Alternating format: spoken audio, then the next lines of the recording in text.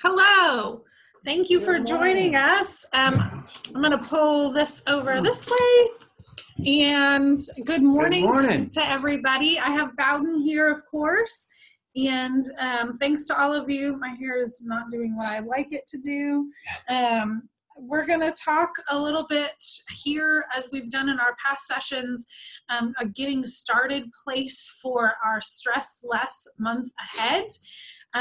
This one, in terms of our number of people who registered, seems to be the most popular topic. I think we've got like 50 people, 45, who are interested in meditating this month.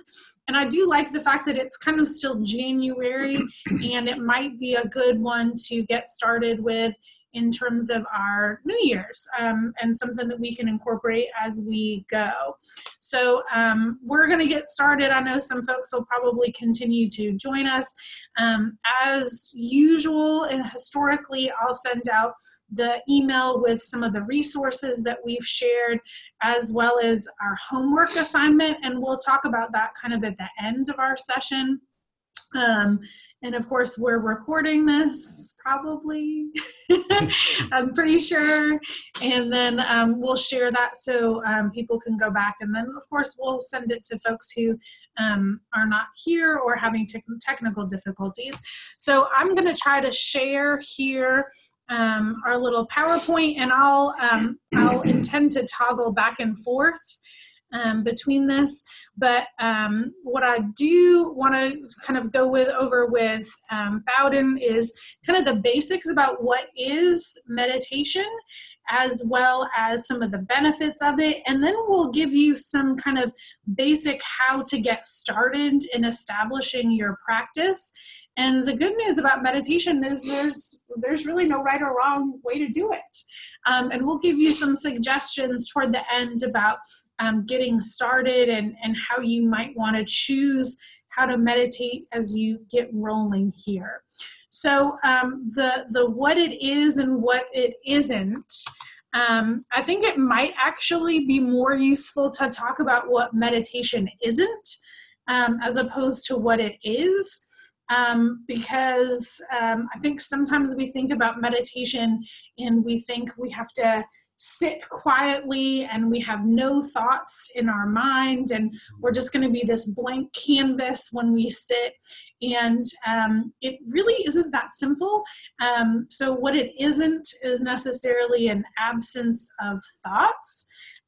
We live in a pretty busy, chaotic, noisy world. And so as we get started, and even after we've been meditating for a long time, it can be really hard to have that kind of clear mind because we have this chatter that goes. So don't feel like as you get started that you're doing it right if your mind is completely clear and focused on your breathing or on your prompt, because that's probably not going to happen. At least it doesn't happen for me. And there is no right or wrong way to meditate, and we'll give you plenty of options, but really fundamentally what it is, and I'm going to quote here on the left, which is a practice using techniques to create mindfulness by focusing your mind on a particular object, thought, or activity to train, and I think that's the important word, to train your attention awareness and achieve a mentally clear and emotionally calm state. And then mindfulness is really the ability to be present, to be resting in the here and now, and fully engage with whatever you're doing in the moment. And I think that's really important because too often our minds, while we're here, we're somewhere else in our mind, whether that's our grocery list or what things we have to do or what happens next. And so meditation is a good skill that you can use to try to be more engaged in your present, whether that's in a relationship, at work, in an activity with your kids, whatever, so you're more engaged. And then I also liked that last one, which is it's a pocket of stillness amid outer chaos, which is a good one, and of course can help us with the busyness of our lives. So don't feel like meditation is a solution to all your problems. You won't kind of meditate and get all the answers. Well, maybe somebody does, maybe. or something that has to be religious in nature. It certainly can be. There are people who, regardless of faith, use that as a way maybe to reflect, maybe to incorporate some prayer, but it doesn't have to be religious. And I was reading over some Headspace, which is a great tool we'll talk about at the end, but it said it is not the key to everlasting happiness. So maybe somebody has, but it's probably not what we're going to go for. So these are, why do we talk about meditation as a tool for good health? And I'll let Bowden kind of expand on some of these, but the key concept is that meditation has really been proven by research to really benefit our health in some pretty impactful ways. And most of these things that we're talking about have been demonstrated by clinical research, especially kind of those first handful, specifically stress management, which of course is applicable to everybody. Reduction of anxiety, and that's in a clinical sense for people who may have anxiety disorder. So that might not be you. Similarly, with folks who struggle with depression, meditation practice has been shown to help reduce some of the signs and symptoms associated with depression. And then improving emotional health, boosting self-esteem and self-awareness. And it kind of goes hand in hand with our ability to perhaps promote kindness, feel more empathy towards others, improving our self-awareness so we can manage some of our stressors when we're engaged in other relationships, improving sleep.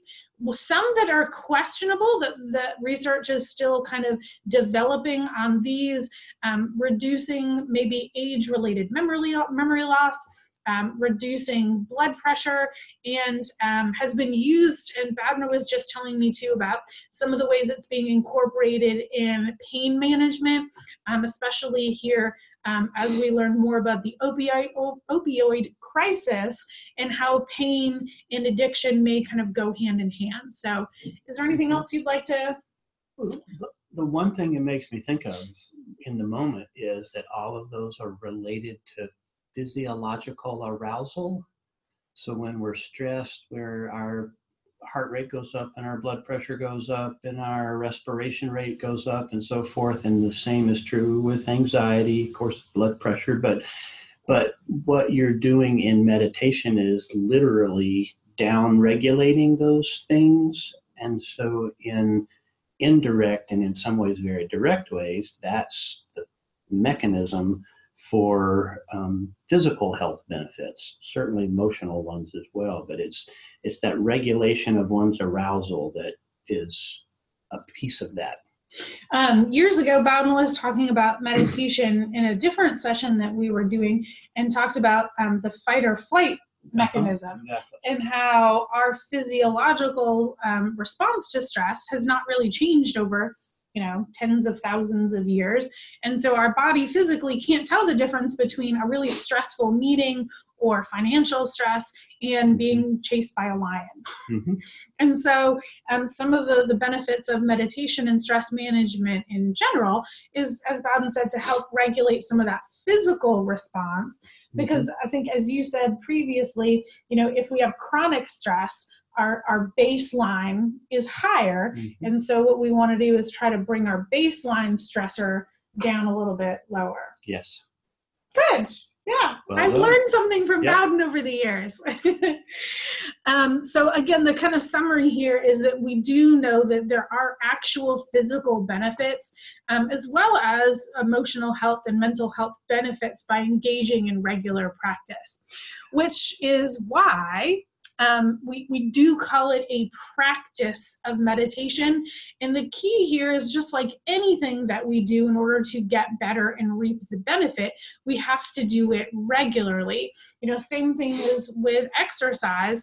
If you go out and work out one time, that's great. But where we really see our benefit from exercise or from meditation is when we consistently do it over a long period of time. And the practice, of course, when we think about practicing, is that we're getting better at something.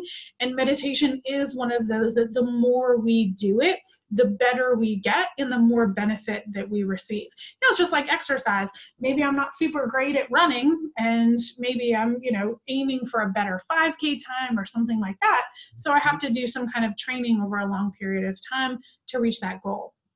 So for our Stress Less month here, we're recommending that you do, just like our journaling stuff in month 1, that you commit to doing a practice of meditation for at least 5 to 10 minutes every single day. We're going to suggest, like the journaling, that you make it a habit to do kind of at the same general time each day, just because it makes it easier when you are establishing a routine to kind of do it at the same time and place. You don't have to do it in any special place. The recommendation is to do it in a comfortable location, a quiet place, ideally a place where you won't have interruptions for that segment of time. You don't want kids running in and out. You don't want to be meditating in your workspace with the door open and people are coming in and out. So do have a place where you can kind of limit some interactions with folks just for that period of time. And then getting started, comfort is a big one. You don't have to be somewhere.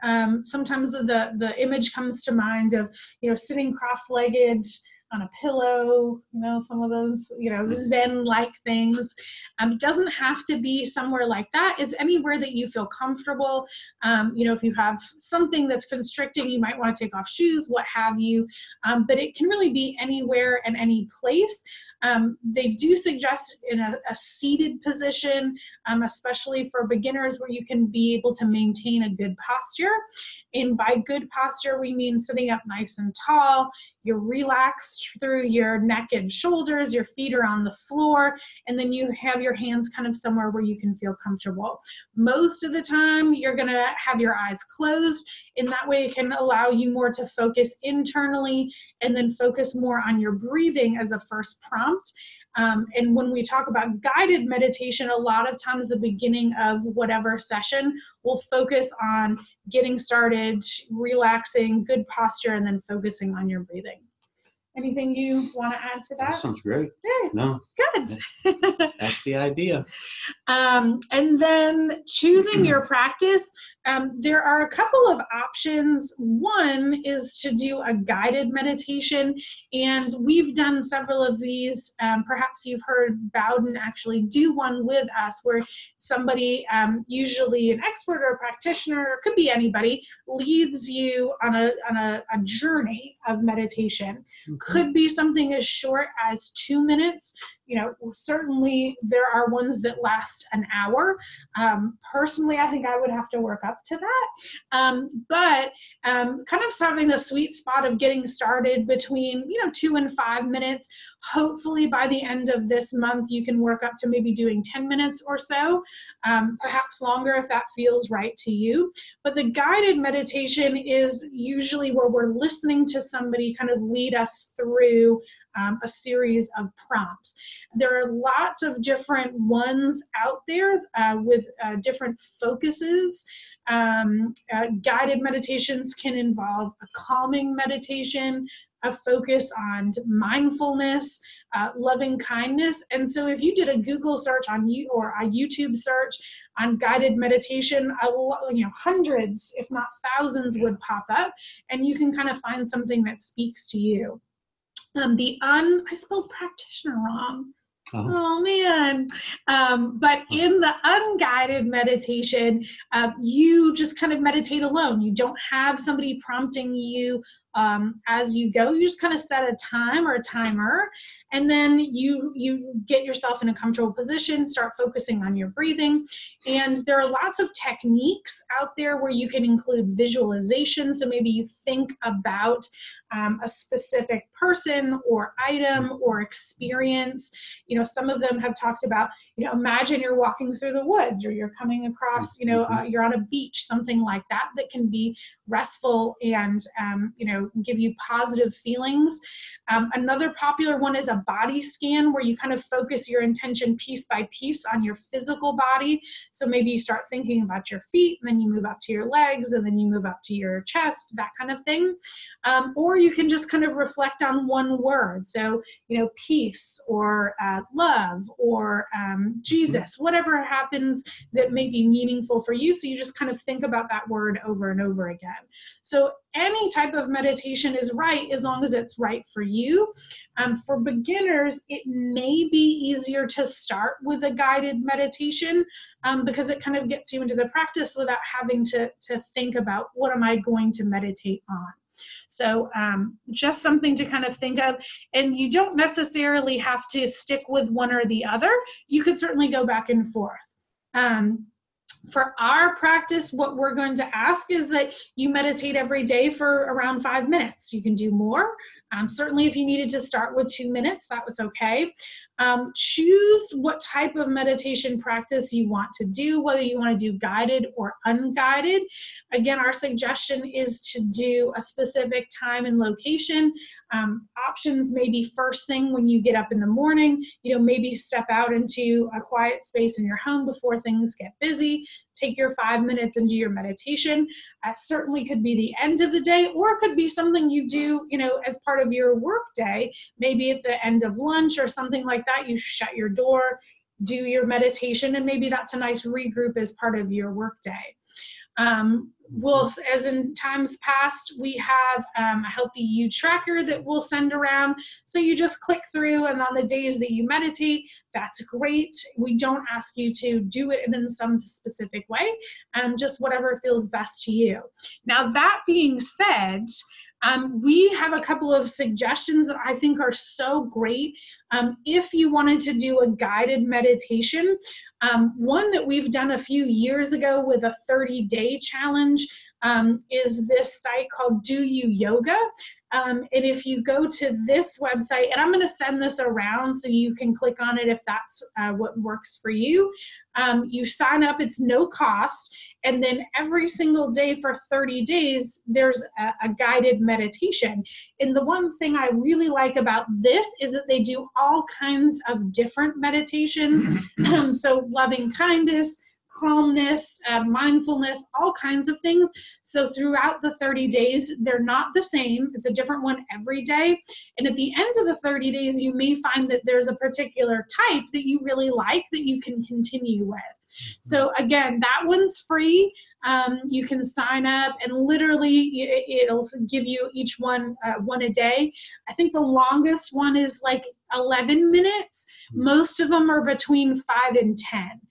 So I don't think any of them are more than around 11 minutes. So again, not a huge time commitment. Headspace is an excellent website that's really dedicated just to meditation. They have a lot of information about the benefits of meditation as well as getting started. And then they also have a free 10-day getting started meditation program for beginners. And if you go to Headspace and click on register, then you can sign up and they'll give you those first 10 for free.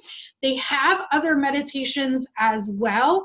And they also have an app, which is pretty convenient, which again, you can download for free. They do have some pay for content. And so, I don't recommend you pay for it unless you really want to, but that's a good place to get started if you wanted to utilize their resources. And then there is I included a link here about some of the basics for an unguided meditation, maybe some prompts that you can utilize if you wanted to not listen to somebody else and wanted to just kind of be with yourself and meditate using your own kind of internal ways and cues. So good resources. And again, as I mentioned, there are hundreds, if not thousands, of guided meditations available on YouTube or on different websites. So you could certainly just do a search and find one that was 2 minutes long and do that. And certainly you would get different types of folks with different focuses for their meditations. Would you mention the voice thing? Oh, yeah. So one of the things I've learned over time is that not everyone's voice is a fit for everyone to hear. So if you come across a person leading, guiding a meditation, and it feels like the fingernails on a chalkboard kind of thing, let that be okay. In fact, honor that and realize, and there's numerous other voices, other people-led guided meditations that you can go and find a voice that you will find soothing and calming. So don't let that stop you. Realize, oh, okay, well, I don't like the tone of everyone's voice, and I just need to go find one that does, because it actually induces the opposite that you're looking for if you try to force your way through listening to this voice that sounds to you like fingernails on a chalkboard in so many words. Yeah. And once you figure out what type of voice perhaps speaks to you, maybe you just find ones by that same person, or you can easily search by male or female, or I think like almost everyone is like a British person, it feels like. So once you find a voice that speaks to you, then you can try to stay in that same tone, or male, female, whatever.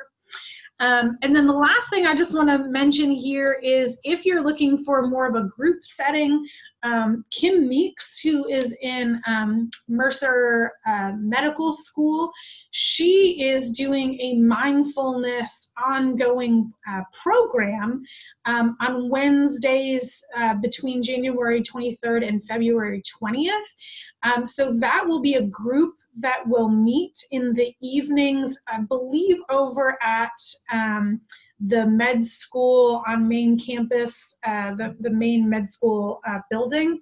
And then she has some other folks will be leading a mindfulness session.